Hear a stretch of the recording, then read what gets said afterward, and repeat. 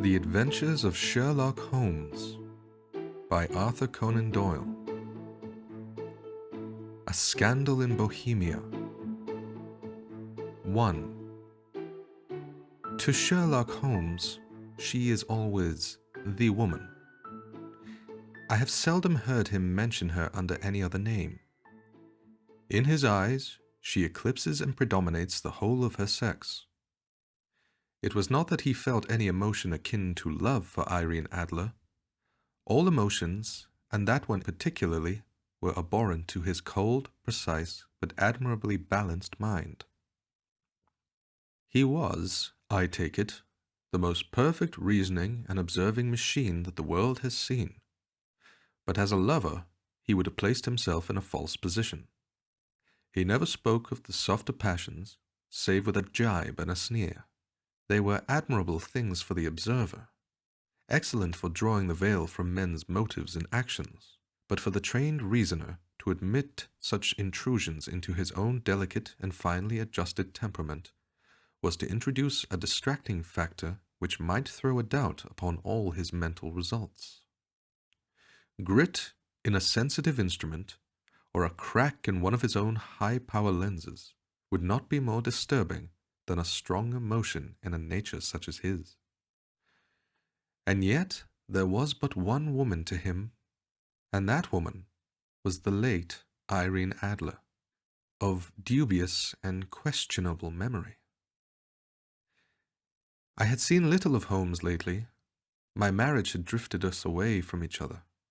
My own complete happiness and the home-centered interests which rise up around the man who first finds himself master of his own establishment were sufficient to absorb all my attention, while Holmes, who loathed every form of society with his whole Bohemian soul, remained in our lodgings in Baker Street, buried among his old books and alternating from week to week between cocaine and ambition, the drowsiness of the drug, and the fierce energy of his own keen nature. He was still, as ever, deeply attracted by the study of crime, and occupied his immense faculties and extraordinary powers of observation in following out those clues and clearing up those mysteries which had been abandoned as hopeless by the official police. From time to time, I heard some vague account of his doings, of his summons to Odessa in the case of the Trepoff murder, of his clearing up of the singular tragedy of the Atkinson brothers at Trincomalee, and finally of the mission which he had accomplished so delicately and successfully for the reigning family of Holland. Beyond these signs of his activity, however, which I merely shared with all the readers of the daily press, I knew little of my former friend and companion. One night, it was on the 20th of March, 1888, I was returning from a journey to a patient, for I had now returned to civil practice, when my way led me through Baker Street. As I passed the well-remembered door, which must always be associated in my mind with my wooing and with the dark incidents of the Study in Scarlet, I was seized with a keen desire to see Holmes again, and to know how he was employing his extraordinary powers. His rooms were brilliantly lit, and even as I looked up, I saw his tall, spare figure pass twice in a dark silhouette against the blind. He was pacing the room swiftly, eagerly, with his head sunk upon his chest and his hands clasped behind him. To me, who knew his every mood and habit, his attitude and manner told their own story. He was at work again. He had risen out of his drug-created dreams and was hot upon the scent of some new problem. I rang the bell and was shown up to the chamber which had formerly been in part my own. His manner was not effusive. It seldom was, but he was glad, I think, to see me. With hardly a word spoken, but with a kindly eye, he waved me into an armchair, threw across his case of cigars, and indicated a spirit case and a gasogene in the corner. Then he stood before the fire and looked me over in his singular introspective fashion. "Wedlock suits you," he remarked. "I think, Watson, that you have put on 7.5 pounds since I saw you." "7?" I answered. "Indeed, I should have thought a little more, just a trifle more, I fancy, Watson. And in practice again, I observe. You did not tell me that you intended to go into harness." "Then how do you know?" "I see it. I deduce it. How do I know that you have been getting yourself very wet lately, and that you have a most clumsy and careless servant girl?" "My dear Holmes," said I, "this is too much. You would certainly have been burned had you lived a few centuries ago. It is true that I had a country walk on Thursday, and came home in a dreadful mess.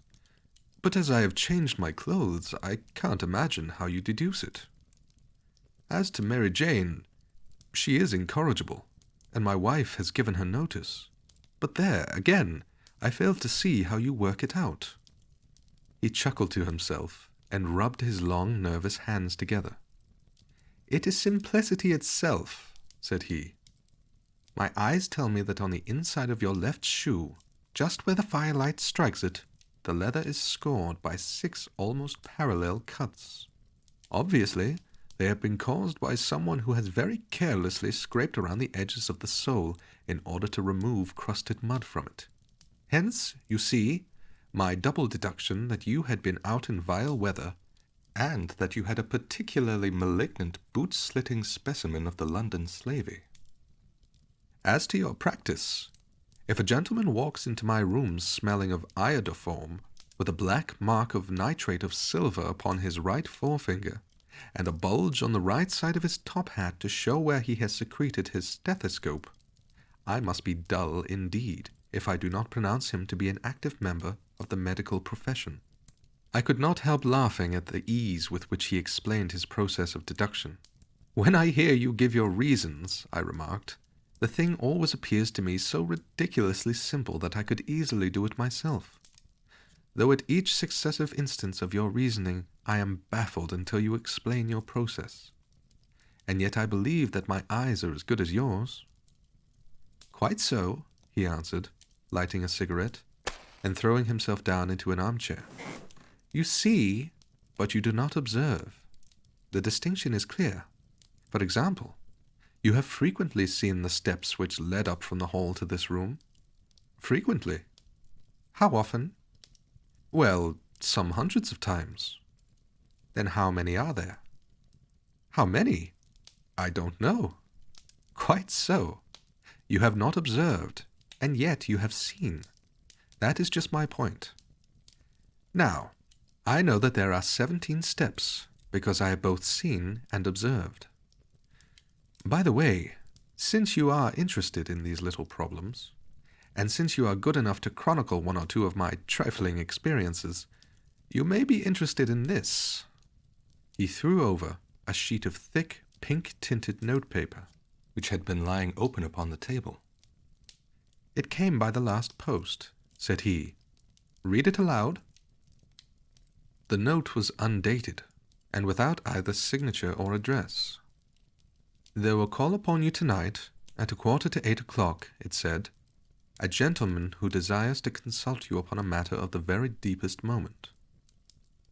Your recent services to one of the royal houses of Europe have shown that you are one who may safely be trusted with matters which are of an importance which can hardly be exaggerated. This account of you we have from all quarters received. Be in your chamber, then, at that hour, and do not take it amiss if your visitor wear a mask." "This is indeed a mystery," I remarked. "What do you imagine that it means?" "I have no data yet. It is a capital mistake to theorize before one has data. Insensibly one begins to twist facts to suit theories, instead of theories to suit facts. But the note itself, what do you deduce from it?" I carefully examined the writing and the paper upon which it was written. "The man who wrote it was presumably well-to-do," I remarked, endeavoring to imitate my companion's processes. "Such paper could not be bought under 1/2 a crown a packet. It is peculiarly strong and stiff." "Peculiar," "That is the very word," said Holmes. "It is not an English paper at all. Hold it up to the light." I did so, and saw a large E with a small G, a P, and a large G with a small T woven into the texture of the paper. "What do you make of that?" asked Holmes. "The name of the maker, no doubt, or his monogram, rather." "Not at all. The G with the small T stands for Gesellschaft, which is the German for company.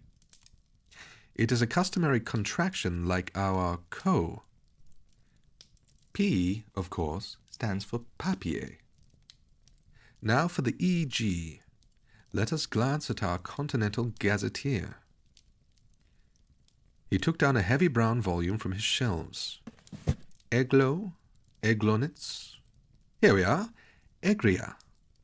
It is in a German-speaking country in Bohemia, not far from Carlsbad, remarkable as being the scene of the death of Wallenstein, and for its numerous glass factories and paper mills.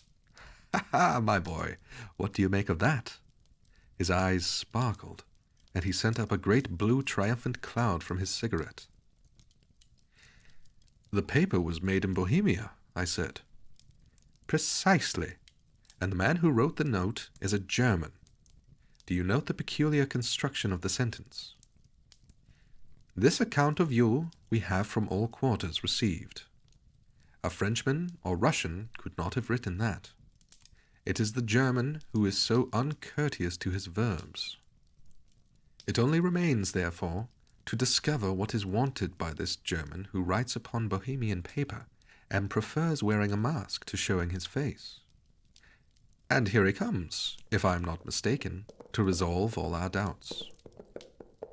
As he spoke, there was the sharp sound of horses' hooves and grating wheels against the curb, followed by a sharp pull at the bell. Holmes whistled. "A pair, by the sound," said he. "Yes," he continued, glancing out of the window. "A nice little brougham and a pair of beauties. 150 guineas apiece. There's money in this case, Watson, if there is nothing else." "I think that I had better go, Holmes." "Not a bit, Doctor. Stay where you are. I am lost without my Boswell, and this promises to be interesting. It would be a pity to miss it." "But your client—" "Never mind him. I may want your help, and so may he. Here he comes. Sit down in that armchair, Doctor, and give us your best attention." A slow and heavy step, which had been heard upon the stairs and in the passage, paused immediately outside the door. Then there was a loud and authoritative tap. "Come in," said Holmes. A man entered who could hardly have been less than 6 feet 6 inches in height, with the chest and limbs of a Hercules. His dress was rich, with a richness which would, in England, be looked upon as akin to bad taste. Heavy bands of astrakhan were slashed across the sleeves and fronts of his double-breasted coat, while the deep blue cloak which was thrown over his shoulders was lined with flame-colored silk, and secured at the neck with a brooch which consisted of a single flaming beryl. Boots which extended halfway up his calves, and which were trimmed at the tops with rich brown fur, completed the impression of barbaric opulence which was suggested by his whole appearance. He carried a broad-brimmed hat in his hand, while he wore across the upper part of his face, extending down past the cheekbones, a black visored mask, which he had apparently adjusted that very moment, for his hand was still raised to it as he entered. From the lower part of the face he appeared to be a man of strong character, with a thick hanging lip and a long straight chin, suggestive of resolution pushed to the length of obstinacy. "You had my note?" he asked with a deep, harsh voice and a strongly marked German accent. "I told you that I would call." He looked from one to the other of us, as if uncertain which to address. "Pray take a seat," said Holmes, This is my friend and colleague, Dr. Watson, who is occasionally good enough to help me in my cases. Whom have I the honor to address?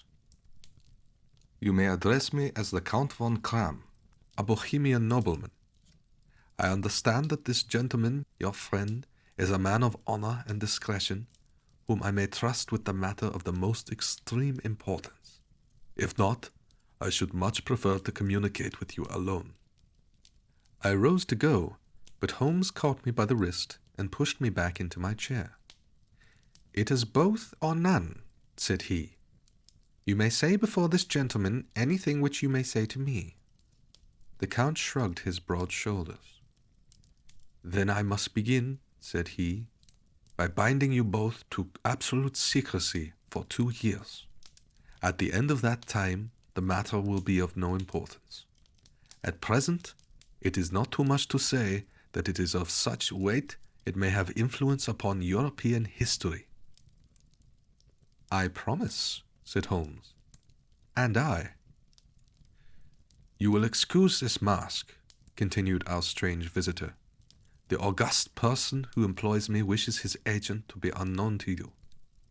and I may confess at once that the title by which I have just called myself is not exactly my own. I was aware of it, said Holmes dryly. The circumstances are of great delicacy, And every precaution has to be taken to quench what might grow to be an immense scandal and seriously compromise one of the reigning families of Europe. To speak plainly, the matter implicates the great house of Ormstein, hereditary kings of Bohemia. I was also aware of that, murmured Holmes, settling himself down in his armchair and closing his eyes. Our visitor glanced with some apparent surprise at the languid, lounging figure of the man who had been no doubt depicted to him as the most incisive reasoner and most energetic agent in Europe. Holmes slowly reopened his eyes and looked impatiently at his gigantic client. "If your Majesty would condescend to state your case," he remarked, "I should be better able to advise you." The man sprang from his chair and paced up and down the room in uncontrollable agitation. Then, with a gesture of desperation, he tore the mask from his face and hurled it upon the ground. "You are right," he cried. "I am the king. Why should I attempt to conceal it?" "Why, indeed?" murmured Holmes. "Your Majesty had not spoken before I was aware that I was addressing Wilhelm Gottschalk Sigismund von Ormstein, Grand Duke of Kassel-Felstein and hereditary King of Bohemia." "But you can understand," said our strange visitor, sitting down once more and passing his hand over his high white forehead, "you can understand that I am not accustomed to doing such business in my own person. Yet the matter was so delicate that I could not confide it to an agent without putting myself in his power. I have come incognito from Prague for the purpose of consulting you."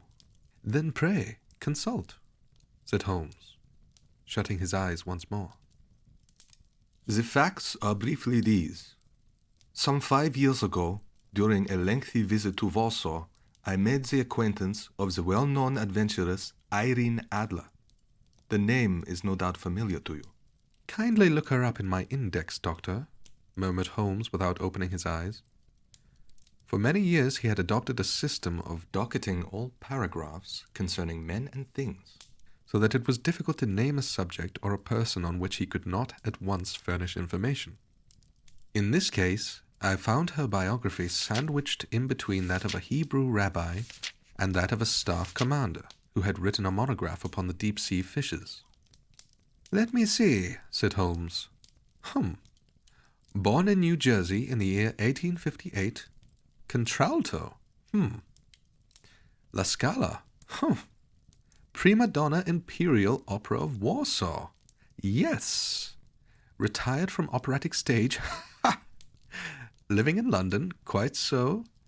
Your Majesty, as I understand, became entangled with this young person, wrote her some compromising letters, and is now desirous of getting those letters back." "Precisely so. But how—" "Was there a secret marriage?" "None. No legal papers or certificates? None. Then I fail to follow, Your Majesty. If this young person should produce her letters for blackmailing or other purposes, how is she to prove their authenticity? There is the writing. Pooh-pooh, forgery. My private notepaper. Stolen. My own seal. Imitated. My photograph. Bought. We were both in the photograph. Oh, dear, that is very bad. Your Majesty has indeed committed an indiscretion. I was mad. Insane. You have compromised yourself seriously. I was only Crown Prince then. I was young. I am but 30 now. It must be recovered. We have tried and failed. Your Majesty must pay. It must be bought. She will not sell. Stolen, then. 5 attempts have been made. Twice burglars in my pay ransacked her house. Once we diverted her luggage when she travelled. Twice she has been waylaid. There has been no result. No sign of it? Absolutely none. Holmes laughed. It is quite a pretty little problem, said he. But a very serious one to me, returned the king reproachfully. Very indeed. And what does she propose to do with the photograph? To ruin me.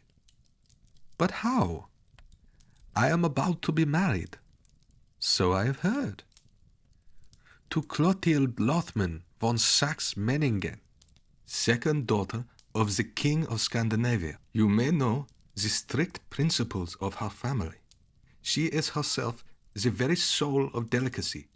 A shadow of a doubt as to my conduct would bring the matter to an end. And Irene Adler? Threatens to send them the photograph. And she will do it. I know that she will do it. You do not know her, but she has a soul of steel. She has the face of the most beautiful of women, and the mind of the most resolute of men. Rather than I should marry another woman, there are no lengths to which she would not go. None. You are sure that she has not sent it yet? I am sure. And why? Because she has said that she would send it on the day when the betrothal was publicly proclaimed. That will be next Monday. Oh, then we have 3 days yet, said Holmes with a yawn. That is very fortunate, as I have 1 or 2 matters of importance to look into just at present. Your Majesty will, of course, stay in London for the present? Certainly. You will find me at the Langham under the name of the Count von Kram. Then I shall drop you a line to let you know how we progress. Pray do so. I shall be all anxiety. Then, as to money? You have carte blanche. Absolutely. I tell you that I would give one of the provinces of my kingdom to have that photograph. And for present expenses? The king took a heavy chamois leather bag from under his cloak and laid it on the table. There are 300 pounds in gold and 700 in notes, he said.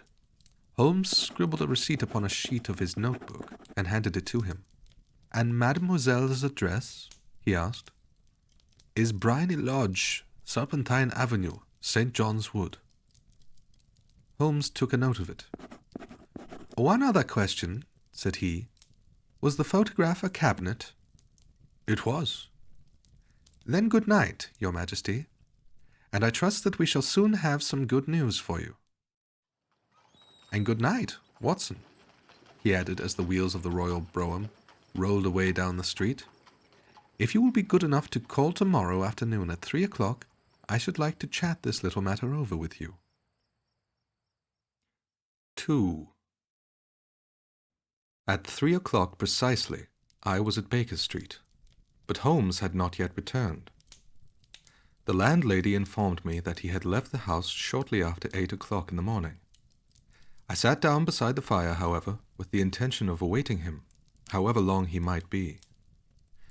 I was already deeply interested in his inquiry, for, though it was surrounded by none of the grim and strange features which were associated with the 2 crimes which I have already recorded, Still, the nature of the case and the exalted station of his client gave it a character of its own. Indeed, apart from the nature of the investigation which my friend had on hand, there was something in his masterly grasp of the situation, and his keen, incisive reasoning, which made it a pleasure to me to study his system of work, and to follow the quick, subtle methods by which he disentangled the most inextricable mysteries. So accustomed was I to his invariable success that the very possibility of his failing had ceased to enter into my head. It was close upon 4 before the door opened, and a drunken-looking groom, ill-kempt and side-whiskered, with an inflamed face and disreputable clothes, walked into the room. Accustomed as I was to my friend's amazing powers in the use of disguises, I had to look 3 times before I was certain that it was indeed he. With a nod, he vanished into the bedroom, whence he emerged in 5 minutes, tweed-suited and respectable, as of old. Putting his hands into his pockets, he stretched out his legs in front of the fire and laughed heartily for some minutes. "Well, really," he cried, and then he choked and laughed again until he was obliged to lie back, limp and helpless, in the chair. "What is it?" "It's quite too funny. I am sure you could never guess how I employed my morning, or what I ended by doing." "I can't imagine. I suppose that you have been watching the habits and perhaps the house of Miss Irene Adler." "Quite so. But the sequel was rather unusual. I will tell you, however. I left the house a little after 8 o'clock this morning, in the character of a groom out of work. There is a wonderful sympathy and freemasonry among horsey men. Be one of them, and you will know all that there is to know. I soon found Briony Lodge. It is a bijou villa, with a garden at the back, but built out in front right up to the road, 2 stories. Chubb lock to the door, large sitting room on the right side, well furnished, with long windows almost to the floor, and those preposterous English window fasteners which a child could open. Behind there was nothing remarkable, save that the passage window could be reached from the top of the coach-house. I walked round it, and examined it closely from every point of view, but without noting anything else of interest. I then lounged down the street, and found, as I expected, that there was a mews in a lane which runs down by one wall of the garden. I lent the ostlers a hand in rubbing down their horses, and received in exchange 2d, a glass of half and half, 2 fills of shag tobacco, and as much information as I could desire about Miss Adler, to say nothing of half a dozen other people in the neighborhood in whom I was not in the least interested, but whose biographies I was compelled to listen to. "And what of Irene Adler?" I asked. "Oh, she has turned all the men's heads down in that part. She is the daintiest thing under a bonnet on this planet. So say the Serpentine Mews, to a man. She lives quietly, sings at concerts, drives out at 5 every day, and returns at 7 sharp for dinner. Seldom goes out at other times, except when she sings. Has only 1 male visitor, but a good deal of him. He is dark, handsome, and dashing. Never calls less than once a day, and often twice. He is a Mr. Godfrey Norton, of the Inner Temple. See the advantages of a cabman as a confidant. They had driven him home a dozen times from Serpentine Mews, and knew all about him. When I had listened to all they had to tell, I began to walk up and down near Briony Lodge once more, and to think over my plan of campaign. This Godfrey Norton was evidently an important factor in the matter. He was a lawyer. That sounded ominous. What was the relation between them, and what the object of his repeated visits? Was she his client, his friend, or his mistress? If the former, she had probably transferred the photograph to his keeping. If the latter, it was less likely. On the issue of this question depended whether I should continue my work at Briony Lodge, or turn my attention to the gentlemen's chambers in the Temple. It was a delicate point, and it widened the field of my inquiry. I fear that I bore you with these details, but I have to let you see my little difficulties, if you are to understand the situation. I am following you closely, I answered. I was still balancing the matter in my mind when a hansom cab drove up to Briney Lodge, and a gentleman sprang out. He was a remarkably handsome man, dark, aquiline, and mustached, evidently the man of whom I had heard. He appeared to be in a great hurry, shouted to the cabman to wait, and brushed past the maid who opened the door with the air of a man who was thoroughly at home. He was in the house about half an hour, and I could catch glimpses of him in the windows of the sitting room, pacing up and down, talking excitedly and waving his arms. Of her I could see nothing. Presently he emerged, looking even more flurried than before. As he stepped up to the cab, he pulled a gold watch from his pocket and looked at it earnestly. "Drive like the devil," he shouted. "First to Gross and Hankey's in Regent Street, and then to the Church of St. Monica in the Edgware Road. Half a guinea if you do it in 20 minutes. Away they went, and I was just wondering whether I should not do well to follow them, when up the lane came a neat little landau.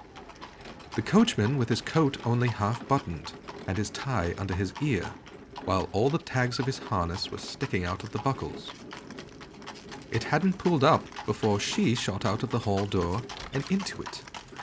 I only caught a glimpse of her at the moment, but she was a lovely woman, with a face that a man might die for. "The Church of St. Monica, John," she cried, "and half a sovereign if you reach it in 20 minutes. This was quite too good to lose, Watson. I was just balancing whether I should run for it, or whether I should perch behind her landau, when a cab came through the street. The driver looked twice at such a shabby fare, but I jumped in before he could object. "The Church of St. Monica," said I, "and half a sovereign if you reach it in 20 minutes. It was 25 minutes to 12, and of course it was clear enough what was in the wind. My cabby drove fast. I don't think I ever drove faster. But the others were there before us. The cab and the landau with their steaming horses were in front of the door when I arrived. I paid the man and hurried into the church. There was not a soul there save the two whom I had followed, and a surpliced clergyman who seemed to be expostulating with them.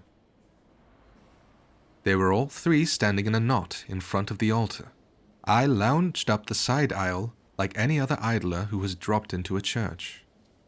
Suddenly, to my surprise, the three at the altar faced round to me, and Godfrey Norton came running as hard as he could towards me. "Thank God," he cried. "You'll do. Come, come." "What then?" I asked. "Come, man, come. Only 3 minutes, or it won't be legal." I was half dragged up to the altar, and before I knew where I was, I found myself mumbling responses which were whispered in my ear, and vouching for things of which I knew nothing, and generally assisting in the secure tying up of Irene Adler, spinster, to Godfrey Norton, bachelor. It was all done in an instant, and there was the gentleman thanking me on the one side and the lady on the other, while the clergyman beamed on me in front. It was the most preposterous position in which I ever found myself in my life, and it was the thought of it that started me laughing just now. It seems that there had been some informality about their license, that the clergyman absolutely refused to marry them without a witness of some sort, and that my lucky appearance saved the bridegroom from having to sally out into the streets in search of a best man.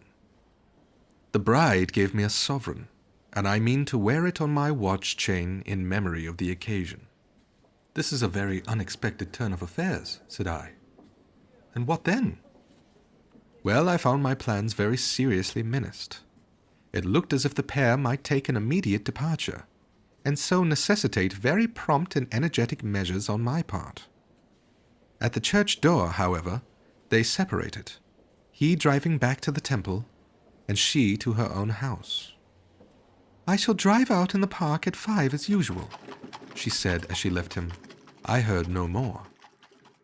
They drove away in different directions, and I went off to make my own arrangements. Which are? Some cold beef and a glass of beer, he answered, ringing the bell. I have been too busy to think of food, and I am likely to be busier still this evening.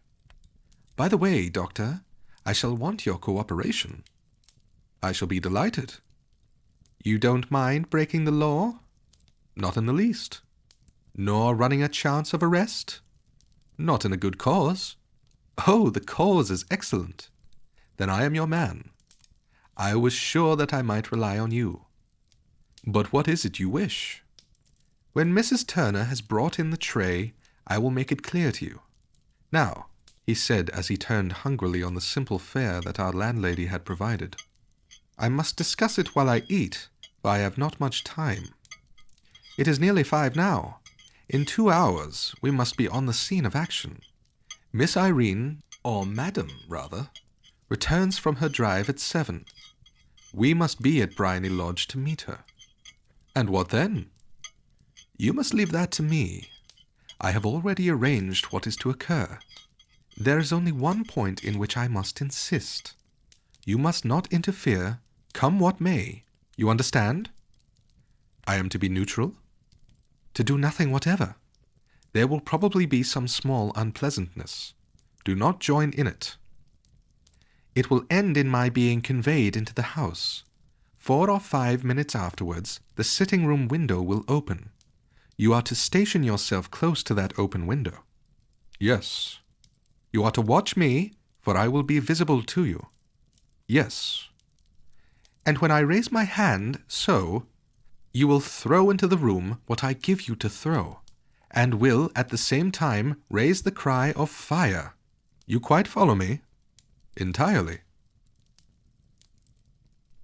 It is nothing very formidable, he said, taking a long cigar-shaped roll from his pocket. It is an ordinary plumber's smoke rocket, fitted with a cap at either end to make it self-lighting. Your task is confined to that. When you raise your cry of fire, it will be taken up by quite a number of people. You may then walk to the end of the street, and I will rejoin you in 10 minutes. I hope that I have made myself clear. I am to remain neutral, to get near the window, to watch you, and at the signal to throw in this object, then to raise the cry of fire, and to await you at the corner of the street. Precisely. Then you may entirely rely on me. That is excellent. I think perhaps it is almost time that I prepare for the new role I have to play. He disappeared into his bedroom and returned in a few minutes in the character of an amiable and simple-minded nonconformist clergyman. His broad black hat, his baggy trousers, his white tie, his sympathetic smile, and general look of peering and benevolent curiosity were such as Mr. John Hare alone could have equalled. It was not merely that Holmes changed his costume. His expression, his manner, his very soul seemed to vary with every fresh part that he assumed. The stage lost a fine actor, even as science lost an acute reasoner when he became a specialist in crime. It was 6:15 when we left Baker Street, and it still wanted 10 minutes to the hour when we found ourselves in Serpentine Avenue. It was already dusk, and the lamps were just being lighted as we paced up and down in front of Bryony Lodge, waiting for the coming of its occupant. The house was just such as I had pictured it from Sherlock Holmes' succinct description, but the locality appeared to be less private than I expected. On the contrary, for a small street in a quiet neighborhood, it was remarkably animated. There was a group of shabbily dressed men smoking and laughing in a corner, a scissors grinder with his wheel, 2 guardsmen who were flirting with a nurse girl, and several well-dressed young men who were lounging up and down with cigars in their mouths. You see, remarked Holmes, as we paced to and fro in front of the house, this marriage rather simplifies matters. The photograph becomes a double-edged weapon now. The chances are that she will be as averse to its being seen by Mr. Godfrey Norton as our client is to its coming to the eyes of his princess. Now the question is, Where are we to find the photograph? Where indeed? It is most unlikely that she carries it about with her. It is cabinet size, too large for easy concealment about a woman's dress. She knows that the king is capable of having her waylaid and searched. 2 attempts of the sort have already been made. We may take it, then, that she does not carry it about with her. Where, then? Her banker or her lawyer? There is that double possibility, but I am inclined to think neither. Women are naturally secretive, and they like to do their own secreting. Why should she hand it over to anyone else? She could trust her own guardianship, but she could not tell what indirect or political influence might be brought to bear upon a businessman. Besides, remember that she had resolved to use it within a few days. It must be where she can lay her hands upon it. It must be in her own house. But it has twice been burgled. Pshaw! They did not know how to look. But how will you look?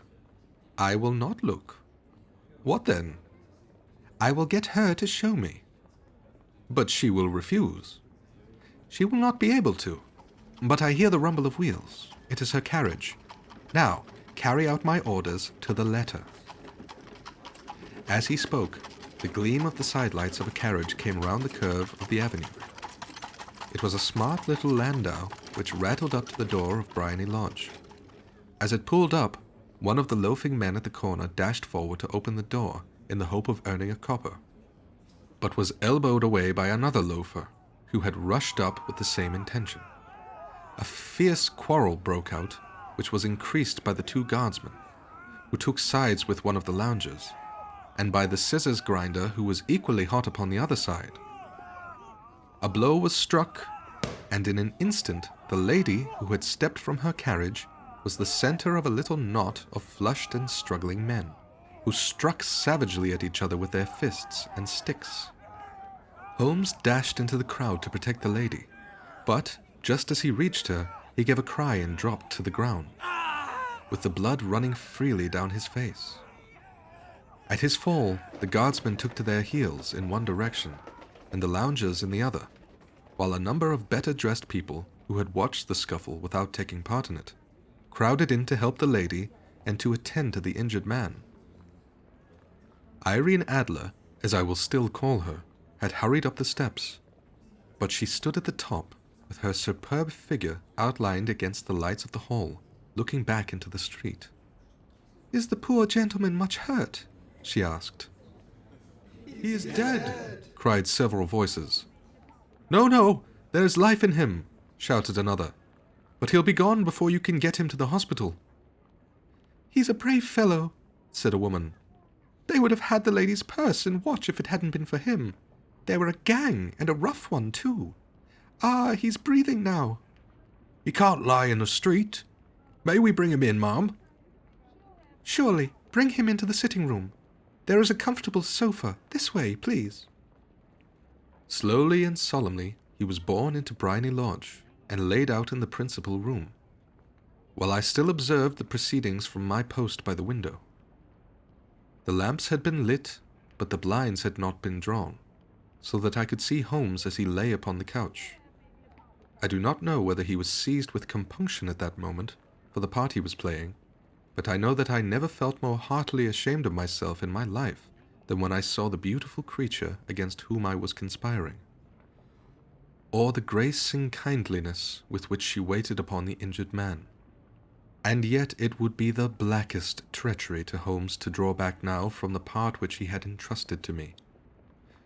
I hardened my heart and took the smoke rocket from under my ulster. After all, I thought, we are not injuring her.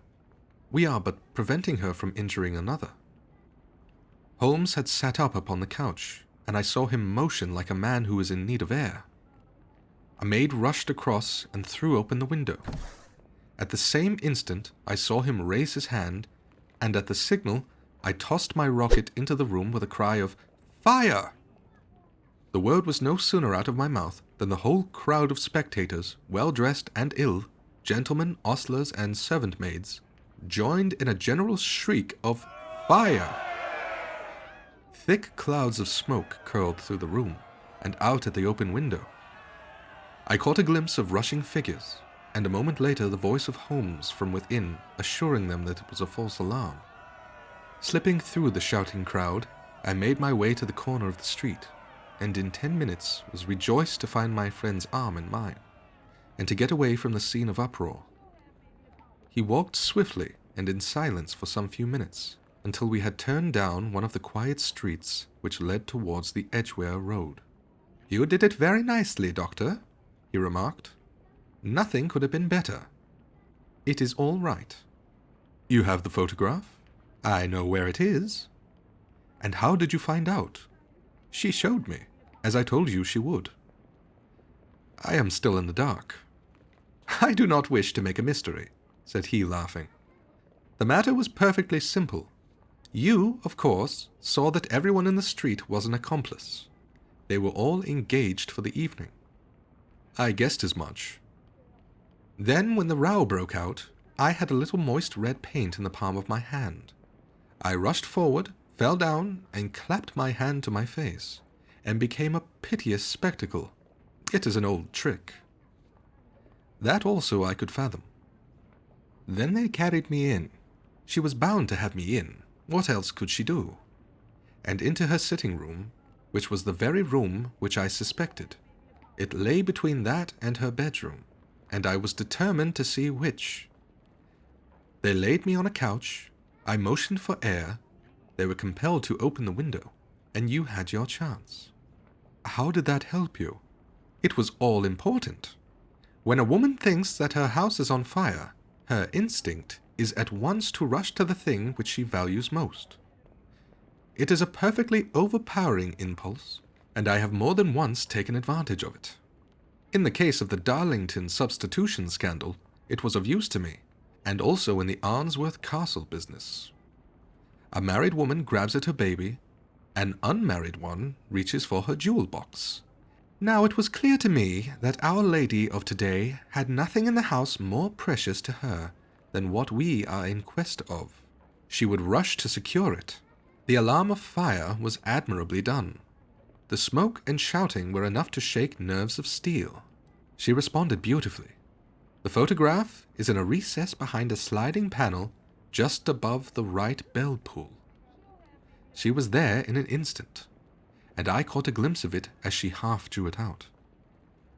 When I cried out that it was a false alarm, she replaced it, glanced at the rocket, rushed from the room, and I have not seen her since.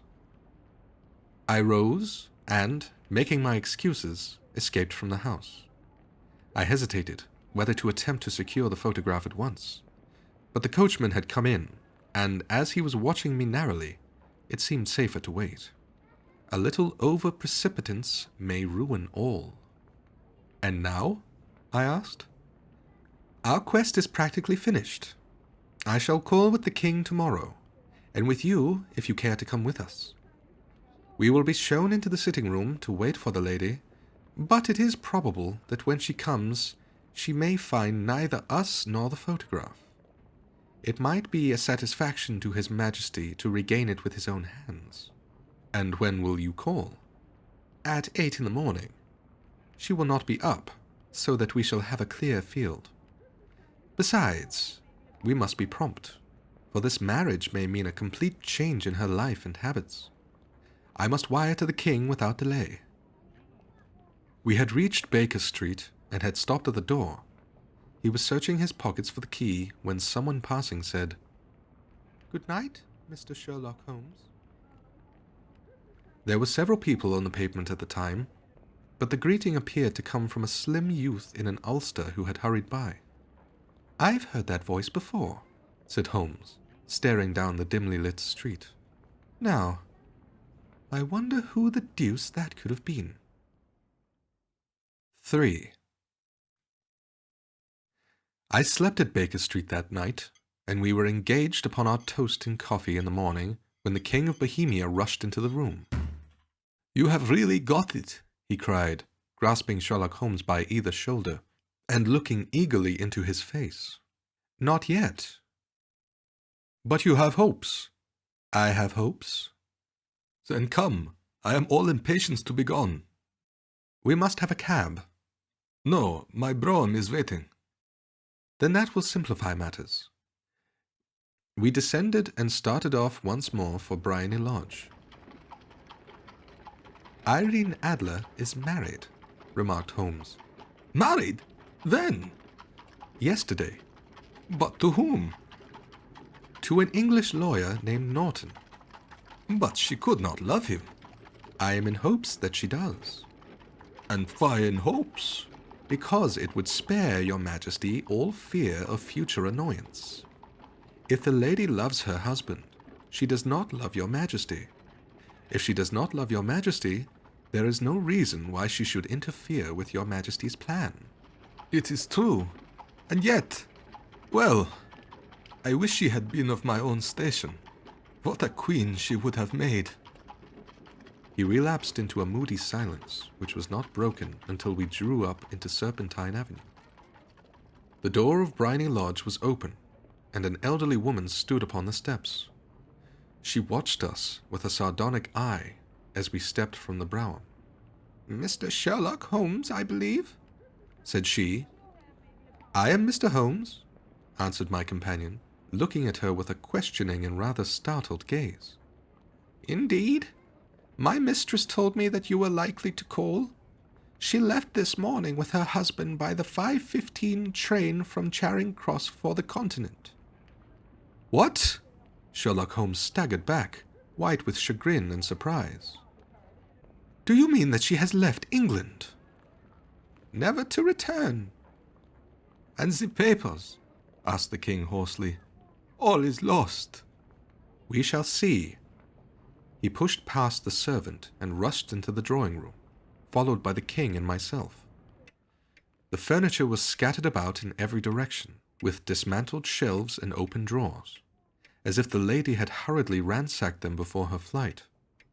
Holmes rushed at the bell pull, tore back a small sliding shutter, and, plunging in his hand, pulled out a photograph and a letter. The photograph was of Irene Adler herself in evening dress. The letter was superscribed to Sherlock Holmes, Esquire, to be left till called for. My friend tore it open, and we all three read it together. It was dated at midnight of the preceding night, and ran in this way. "My dear Mr. Sherlock Holmes, you really did it very well. You took me in completely. Until after the alarm of fire, I had not a suspicion. But then, when I found how I had betrayed myself, I began to think. I had been warned against you months ago. I had been told that if the king employed an agent, it would certainly be you, and your address had been given me. Yet, with all this, you made me reveal what you wanted to know. Even after I became suspicious, I found it hard to think evil of such a dear, kind old clergyman. But, you know, I have been trained as an actress myself. Male costume is nothing new to me. I often take advantage of the freedom which it gives. I sent John, the coachman, to watch you, ran upstairs, got into my walking clothes, as I call them, and came down just as you departed. Well, I followed you to your door, and so made sure that I was really an object of interest to the celebrated Mr. Sherlock Holmes.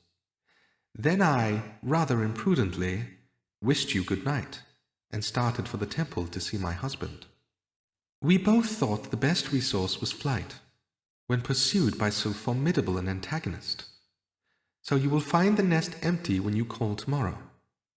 As to the photograph, your client may rest in peace. I love and am loved by a better man than he. The king may do what he will without hindrance from one who he has cruelly wronged. I keep it only to safeguard myself and to preserve a weapon which will always secure me from any steps which he might take in the future. I leave a photograph which he might care to possess, and I remain, dear Mr. Sherlock Holmes, very truly yours, Irene Norton, née Adler. What a woman! Oh, what a woman! cried the King of Bohemia, when we had all three read his epistle. "Did I not tell you how quick and resolute she was? Would she not have made an admirable queen? Is it not a pity that she was not on my level?" "From what I have seen of the lady, she seems indeed to be on a very different level to your Majesty," said Holmes coldly. "I am sorry that I have not been able to bring your Majesty's business to a more successful conclusion." "On the contrary, my dear sir," cried the king, "nothing could be more successful. I know that her word is inviolate. The photograph is now as safe as if it were in the fire." "I am glad to hear your Majesty say so." "I am immensely indebted to you. Pray tell me in what way I can reward you. This ring—" He slipped an emerald snake ring from his finger and held it out upon the palm of his hand. "Your Majesty has something which I would value even more highly," said Holmes. "You have but to name it." "This photograph." The king stared at him in amazement. "Irene's photograph?" he cried. "Certainly, if you wish it." "I thank your Majesty. Then there is no more to be done in the matter. I have the honor to wish you a very good morning." He bowed, and turning away without observing the hand which the king had stretched out to him, he set off in my company for his chambers. And that was how a great scandal threatened to affect the kingdom of Bohemia, and how the best plans of Mr. Sherlock Holmes were beaten by a woman's wit. He used to make merry over the cleverness of women, but I have not heard him do it of late. And when he speaks of Irene Adler, or when he refers to her photograph, it is always under the honorable title of The Woman.